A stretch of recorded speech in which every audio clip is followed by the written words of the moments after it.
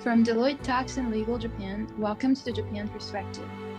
This is a podcast where we speak to specialists from across Deloitte to discuss the latest business issues impacting foreign multinational companies in Japan. I'm your host, Marie Koda. Today, I'm pleased to be joined by Brian Douglas and Yu Inagaki-san from the Inbound Business Tax Service Group here at Deloitte Tokyo. Brian, Inagaki-san, it's great to have you both here today. Welcome. Thanks for having us. Today's episode is the second in our 2025 Japan Tax Reform Proposal series. In our previous episode, Brian provided an overview of the tax reform and the key provisions. In this episode, we'll be focusing on the new OECD Global Minimum Tax or Pillar 2 provisions, specifically the introduction of the Undertaxed Profits Rules or UTPR and the Qualified Domestic Minimum Top-Up Tax, QDMTT.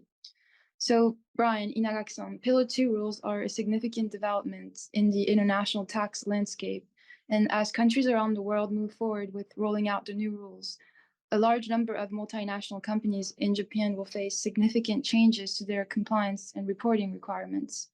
First, Brian, can you give us a brief overview of the Pillar 2 provisions included in the latest tax reform proposals? Yeah, sure, Marie. So Japan continues to follow the OECD guidelines and complement the income inclusion rule that was introduced in 2024. Japan, as you mentioned, is proposing the UTPR and QDMTT, again, in line with the OECD guidelines. There's also some changes to the income inclusion rule. As new guidance is developed, Japan continues to align its domestic law with that guidance. There's also a few changes to Japan's CFC rules, given the increased reporting burden due to Pillar 2 rules. These proposals are going to help taxpayers and relieve them of some of the reporting and compliance that's associated with the CFC regime. And most of these proposals, if enacted, will come into effect for tax years that begin on or after April 1st, 2026. Thanks, Brian. So I'd like to turn our attention to the UTPR in Japan. What is it and how does it work within the Pillar 2 framework?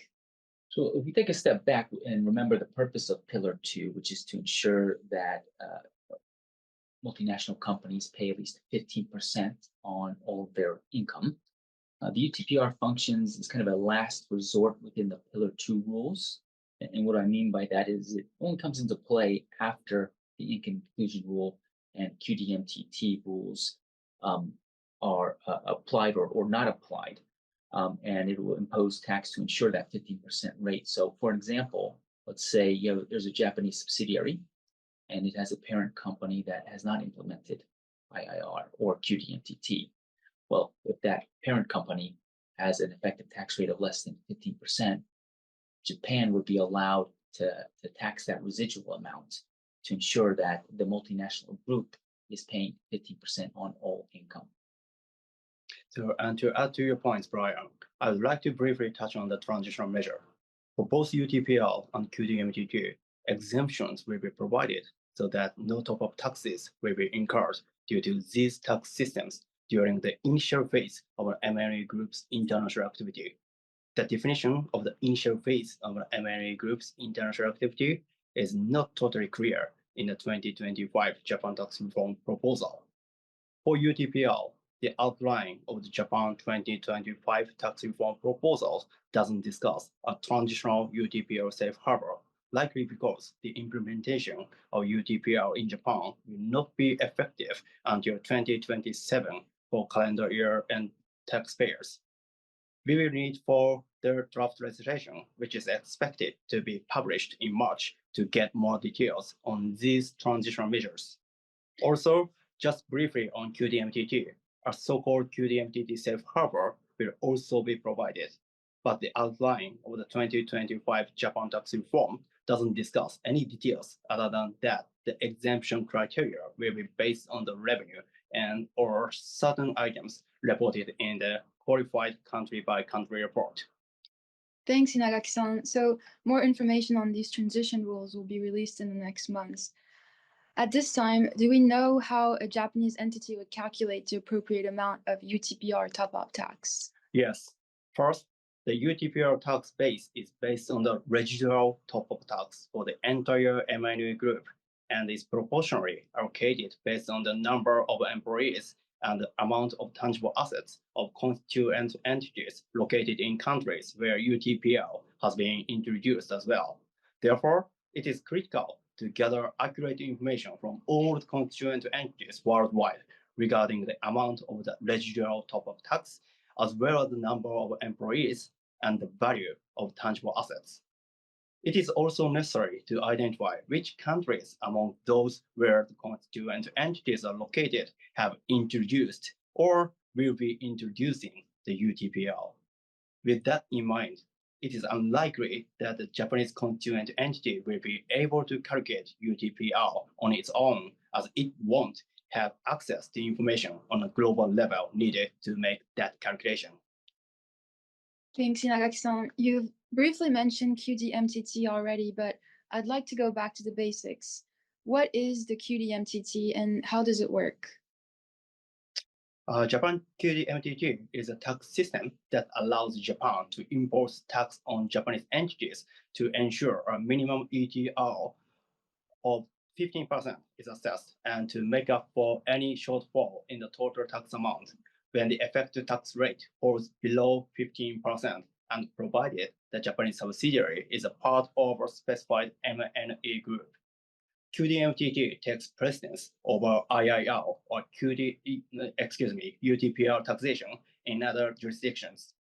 The effective tax rate for companies in Japan generally falls between 30% to 35%. So cases where the effective tax rate falls below 15%, meaning where QDMTT applies, should be extremely rare, but there are still cases where this could happen. For example, if multiple tax credits, such as the wage increase tax credit, R&D tax credit, and other tax credits are applied in the same fiscal year, the effective tax rate might fall below the threshold. On top of that, the effective accounting could impact how the effective tax rate is calculated for QDMTT purposes. And just to continue on that thought, some calculation will need to be done, even if only to confirm the effective tax rate is over 15%. And now, QDMTT guidance allows a jurisdiction to decide whether to do that calculation based on local accounting standards or accounting standards of the ultimate parent entity. Now, Japan's proposals are silent as to which accounting standards should be used, but I just mentioned that as that may play a role in determining whether the local entity or the ultimate parent entity will be responsible or take responsibility for doing the QDMT calculation. I see. And Inagaki-san, are there any filing obligations associated with these rules? When it comes to filing requirements, the 2025 Japan tax reform proposal provides that if no top-up tax is incurred under the UTPR or QDMTT, no tax return filing will be required. However, the filing of the Global Information Return, or GIR, and the ultimate parent entity notification will still be required. For the GIR, it generally won't need to be submitted to the Japanese tax authorities if it is filed in another country or jurisdiction, and there is a qualifying competent authority agreements in place between that jurisdiction and Japan. For both UTPR and QDMTT, the filing deadline is within 15 months from the end of the target fiscal year. For the first year, it will be within 18 months, and this timeline is the same as for IIR.